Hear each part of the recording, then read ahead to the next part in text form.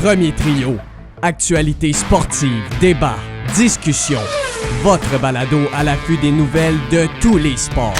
Premier trio avec Isaac Larente-Séguin et Chad Guénette. Bienvenue au balado de cette semaine. Merci d'être là encore une fois. Cette semaine, on a une grosse émission, Chad.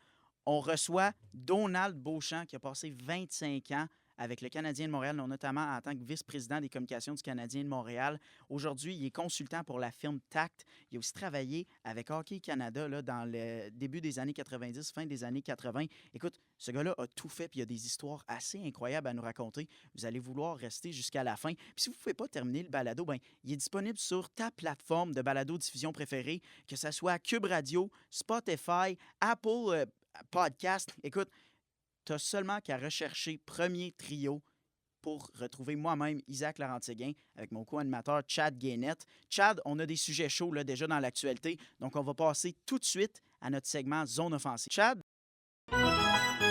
Bienvenue dans la zone offensive. Il y a une nouvelle assez choquante qui est sortie la semaine passée. Ouais. C'est en lien avec les Jeux du Québec, une compétition sportive là, qui va avoir lieu, qui a lieu en fait, qui débute aujourd'hui. Aujourd'hui, le 3 mars, au moment où on enregistre ça. C'est une nouvelle qui se passe en Outaouais. C'est une nouvelle qui me frustre. Une jeune fille qui évolue pour l'Intrépide de l'Outaouais M15-3A.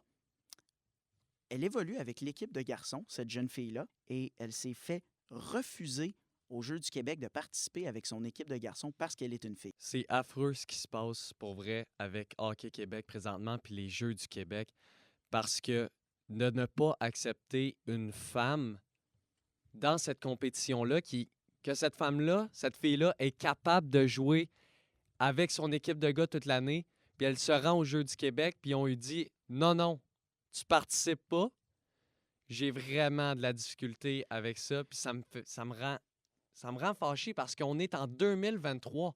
Puis encore aujourd'hui, il y a une femme, une jeune fille là, de 15 ans, M15-3 relève, qui ne peut même pas participer avec son équipe de hockey. Donc, Ouais. c'est totalement inacceptable de la part de Hockey Québec et des Jeux du Québec. Oui, c'est Pénélope Saint-Pierre, en fait, la jeune fille. 11 points en 27 matchs avec l'équipe masculine M15-3A de l'Outaouais, avec l'Intrépide. Et elle a joué toute la saison avec son équipe. Toute la saison, là, elle a évolué avec cette équipe-là. Puis là, on lui dit qu'elle ne peut pas participer. Ce qu'on explique du côté des Jeux du Québec, c'est qu'on aurait seulement utilisé les règles d'Hockey Québec. Et que Hockey Québec, là, pour les Jeux du Québec, eux, eh bien, ils ont décidé que c'était les gars avec les gars, les filles avec les filles. Ce que son père a raconté, c'est que lui, ce qu'il a compris, c'est que c'était écrit noir sur blanc, les gars vont avec les gars, les filles vont avec les filles, puis qu'il s'est fait pointer du doigt le règlement, puis que, comme il a dit, puis je le cite, il s'est fait pointer le règlement « too bad, so sad ». Écoute, M. Saint-Pierre, bien sûr, vraiment est déçu. Puis je suis aussi frustré. On a essayé de demander à Hockey Québec est-ce qu'il y a un moyen qu'on change de règlement? Parce qu'à chaque année, cette jeune fille-là, elle a toujours des portes à défoncer, des barrières à traverser. C'est pas facile. Et puis, à chaque fois, on questionne cette jeune fille-là. Elle a réussi cette année, puis encore une fois, on lui dit non. On y met des bâtons dans les roues, puis je comprends pas les Jeux du Québec. Je ne comprends pas parce que, écoute ça, j'ai fait des recherches. Des filles au baseball ont joué avec les équipes de gars aux Jeux du Québec. Mais pourquoi qu'une fille au hockey ne peut pas jouer avec les gars, surtout qu'elle est dans son équipe de gars? C'est pas comme si elle était déjà dans son club de hockey féminin. Là, elle est déjà avec son club de gars, elle ne peut pas jouer.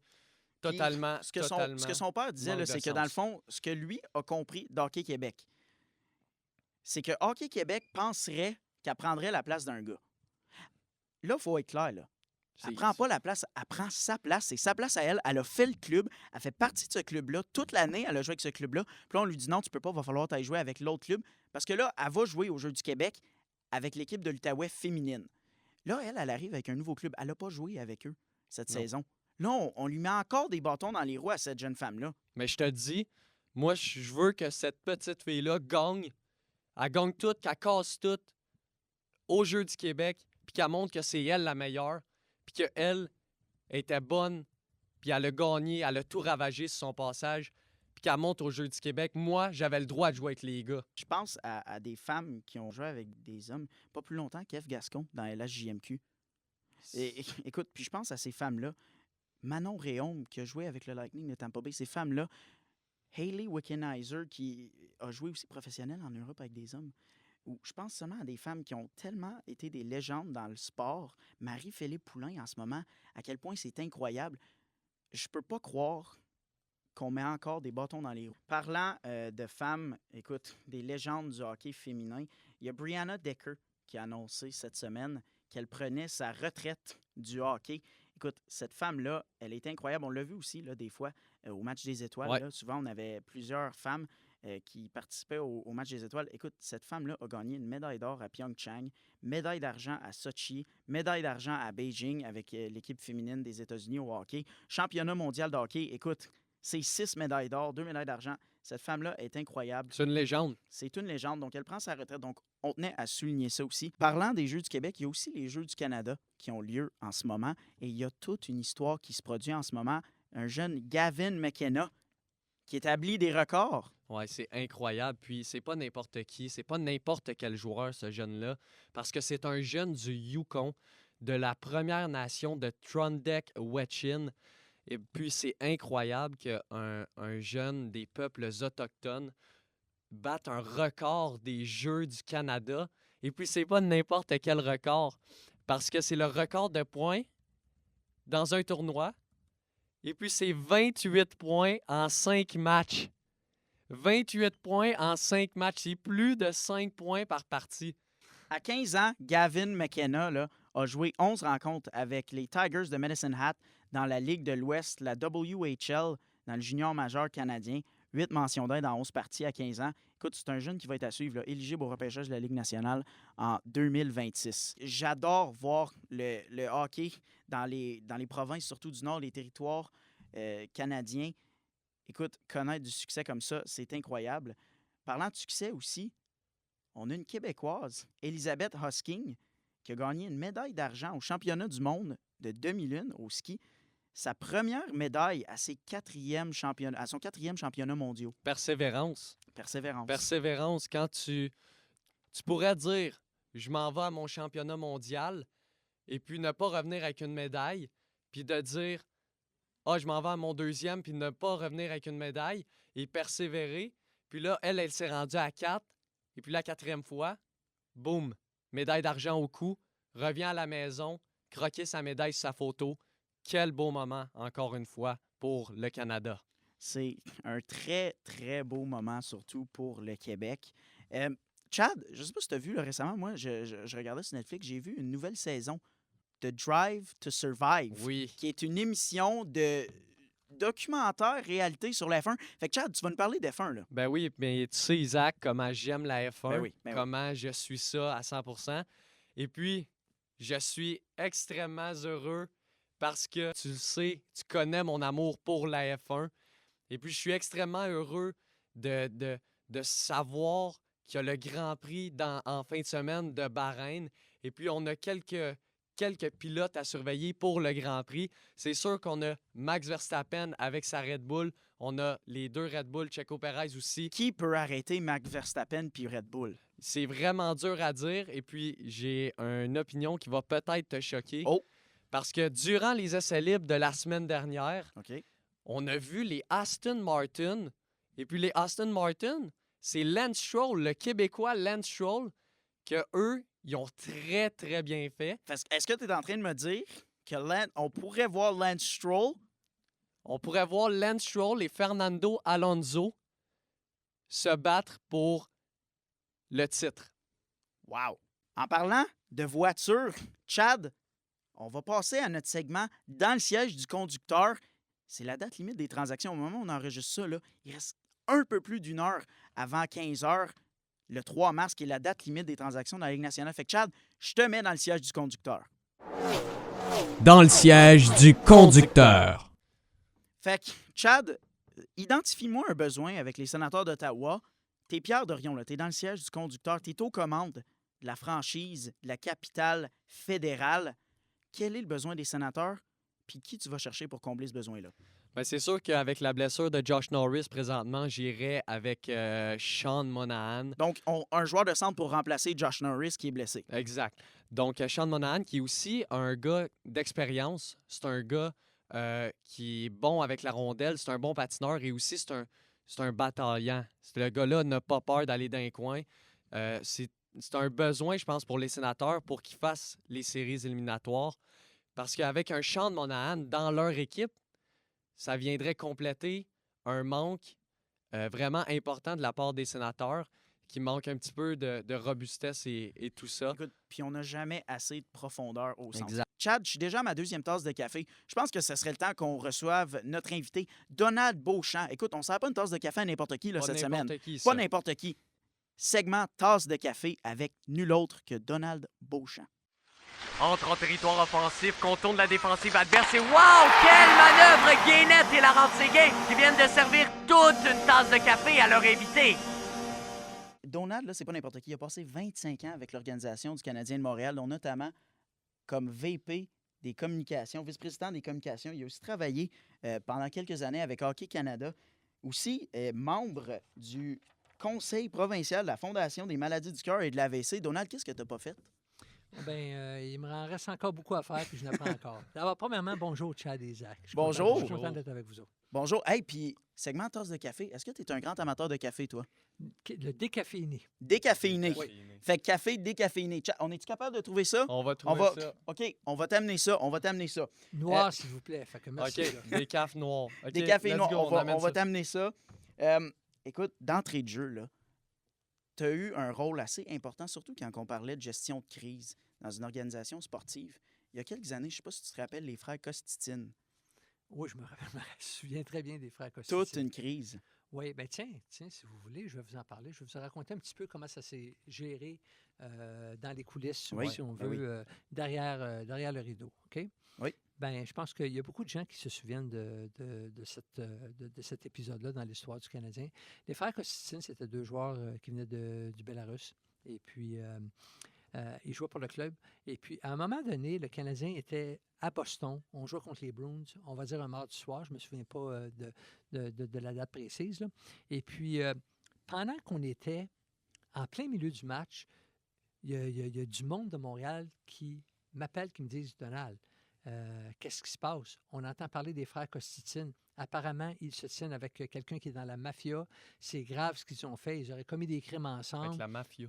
Oui, c'est une histoire qui est sortie. La presse, écoute, Patrick Lagacé, Caroline Touzin puis André Cédillo. Qui Ils ont sont pas sorti les ça. pires journalistes En, au en monde. décembre 2009, c'était toute une crise. Là. Quand tu vois ces journalistes-là qui sortent ça, Oui. ça envoie un nombre de choc. Oui, puis à l'époque, il y avait une émission de fin de soirée, monomène, qui s'appelait le 110 sur TQS, qui n'existe plus aujourd'hui, mais qui était l'équivalent, si on veut, de l'antichambre. OK. Sauf que c'était pas mal plus, comment je peux dire ça, animé, si OK, on veut. ouais. OK? Et ils ont monté ça en épingle comme si c'était le plus grand crime qui avait jamais été commis dans l'histoire du Canadien de Montréal ou même de la province de Québec.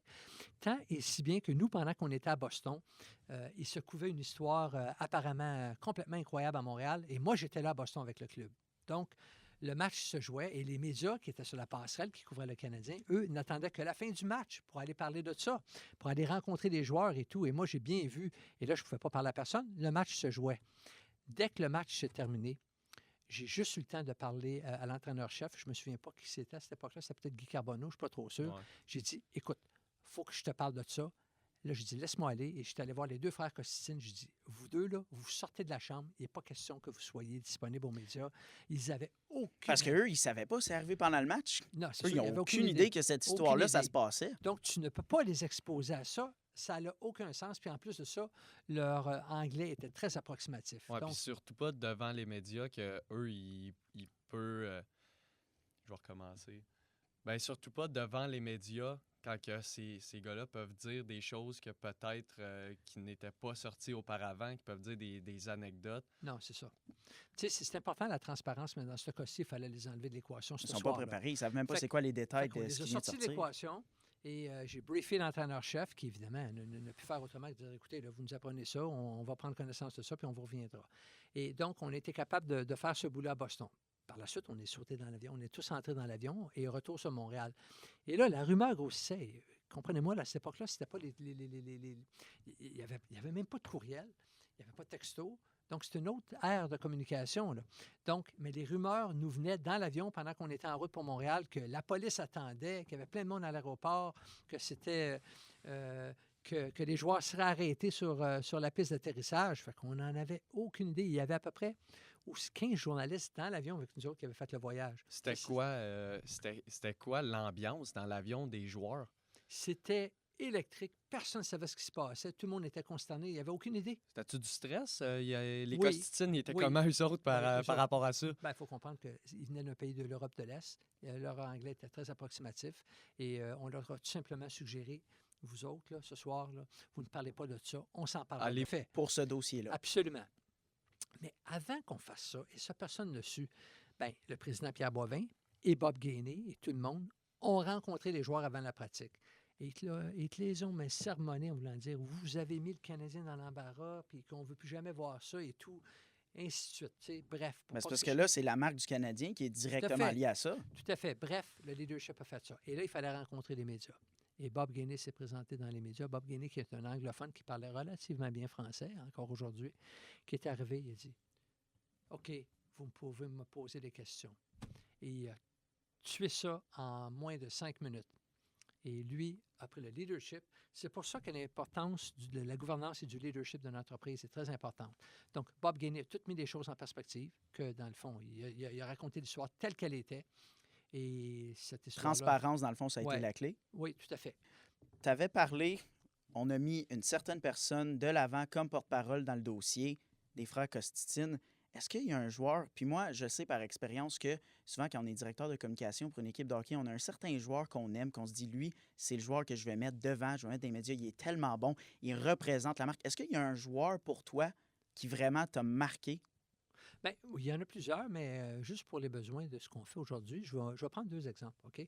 Là, on va passer des frères Costitine à quelque chose d'un peu plus récent. Donc, 2 comparatifs, dans le fond. Je vais vous parler de P.K. Subban et de Carey Price. Bon, 2 gros joueurs. Pas des petits noms, ça. Non, quand même des légendes du Canadien de mes années quand je regardais le Canadien. C'est vraiment... j'ai grandi avec eux, là. C'est très bien dit. Et puis, eux autres, ils ont joué quand même plusieurs saisons en même temps.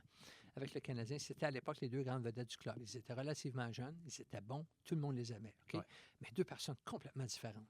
Okay? P.K. Subban me disait tout le temps, laisse-moi savoir, en anglais évidemment, là, Donald, laisse-moi savoir, quand tu veux que je parle aux médias, je vais être là. Fait que lui, c'était du bonbon pour les médias, donc je le sortais à chaque fois que les médias le demandaient ou que quelqu'un devait parler pour l'organisation. Il aimait cette attention-là. Carey Price, c'était tout le contraire. Il n'y avait rien contre les médias, mais il n'aimait pas ça. Et puis, lui, c'est un gardien de but, ce qui est différent aussi. Et c'est une personnalité introvertie, tandis que P.K. Subban était complètement extroverti. Donc, tu dois savoir... Bon, bien, Donald, écoute, ça a été un plaisir de te recevoir. On te souhaite bonne chance là, pour tes activités futures où la vie va t'amener. Tu nous as dit qu'il te reste beaucoup quand même à faire, malgré qu'on dirait que tu as tout fait. Donc, écoute, on te souhaite une bonne fin de date limite des transactions qui va être aujourd'hui. Je ne sais pas si tu suis ça. Moi, absolument, je suis... merci beaucoup, Donald. Merci, c'est très apprécié. Hey, on remercie encore une fois Donald Beauchamp. Quel invité, Chad. C'est incroyable. Oui, c'était tout un invité. Il nous a raconté vraiment une belle anecdote là, avec les frères Costitine. C'était vraiment beau. C'était tellement plaisant. Pour vrai, j'ai eu beaucoup de plaisir. Quand on parle d'une discussion alentour d'un café, là, c'était vraiment ça. Il nous racontait des anecdotes. Écoute, excellent. J'aimerais vraiment le revoir. En terminant l'émission cette semaine, là, hier soir, il y a Derek Brassard, le Gatinois, qui a joué son 1000e match dans la Ligue nationale. Je tenais à le souligner. 2 buts. 2 buts à son 1000e match. Incroyable quand même. Au Madison Square Garden, contre son ancienne équipe, son ancien domicile, les Rangers de New York. Puis des Rangers assez pactés, merci. C'était le premier match de Patrick Kane. Oui. Avec les Rangers. On se rappelle, ils ont aussi acquis Vladimir Tarasenko. Mais bref, pour revenir à Derek Brassard, 2 buts cette soirée-là pour celui qu'on surnomme Big Game Brass. Écoute, les Sénateurs ont remporté 5-3. Un 2 points tellement important dans la course de série. On n'a pas le choix de gagner ces matchs-là. Mais on n'avait aussi pas le choix de mentionner ce 1000e match pour Derek Brassard. Puis aussi pour Derek Brassard, copropriétaire des Olympiques de Gatineau, qui sont classés 4e dans la Ligue canadienne pour le junior majeur au Canada. Donc, on lui souhaite peut-être une bague du Coupe du Président. Et À une voir. bague de la Coupe Stanley. Oh, ça serait incroyable. Ça serait incroyable, Ben le chat. Ça va faire réagir sur les réseaux sociaux. Sur ce, ben merci beaucoup. Écoute, on se retrouve la semaine prochaine. Vendredi prochain, on a un autre épisode qui va sortir avec tout un invité. On espère que